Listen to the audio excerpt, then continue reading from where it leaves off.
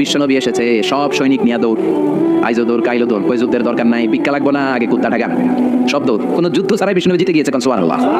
বিশ্বনবী আল্লাহ শুকরিয়া করলেন। হঠাৎ বিশ্বনবী দেখলেন আকাশের সূর্যের আলো ক্ষীণ হতে শুরু করেছে, কমতে শুরু করেছে। তিনি খেয়াল করে দেখলেন এর কারণ সাইয়েদনা জিবরাইল বিশাল ফেরেশতাদের বহন নিয়ে পৃথিবীতে নেমে আসছেন, পড়েন সুবহানাল্লাহ।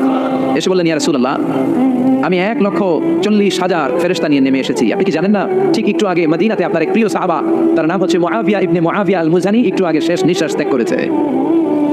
বিশ্বনবী বললেন, ইন্না লিল্লাহি ওয়া ইন্না ইলাইহি রাজিউন। সাইয়েদনা জিবরাইল বললেন, ও নবী, আপনি কি আপনার প্রাণের সাহাবীর জন্য গায়েবানা জানাজা পড়বেন না? বিশ্বনবী বললেন, অবশ্যই পড়বো। গায়েবানা জানাজা চিনেন তো?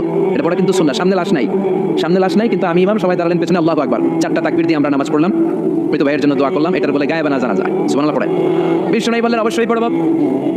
সাহাবীদের মধ্যে ঘোষণা দিলেন, ও সাহাবারা, তোমাদের ভাই মুআবিয়া ইবনে মুআবিয়া আল মুজানি কিছুক্ষণ আগে মদিনাতে ইন্তেকাল করেছে। তোমাদের ভাইদের জন্য সবাই বাইরে বের হয়ে আসো, এই মাত্র আমরা এই মুহূর্তে আমরা গায়েবানা জানাজা পড়বো। বিশ্বনবী প্রথম কাতারে দাঁড়ালেন, হাজার হাজার সাহাবারা লাইন ধরে দাঁড়ালো। সাইয়েদনা জিবরাইল 1,40,000 ফেরেশতা নিয়ে সাহাবাদের পেছনে 2টা লাইনে দাঁড়িয়ে গেলেন। প্রথম লাইনে 70,000, দ্বিতীয় লাইনে আরো 70,000, 1,40,000 ফেরেশতাদের বহর, আর সাহাবারা মিলে আল্লাহু আকবার বলে গায়েবানা জানাজা শুরু করলেন। নামাজ শেষ। বিশ্বনবী তো অবাক, ঘটনা কি? কোন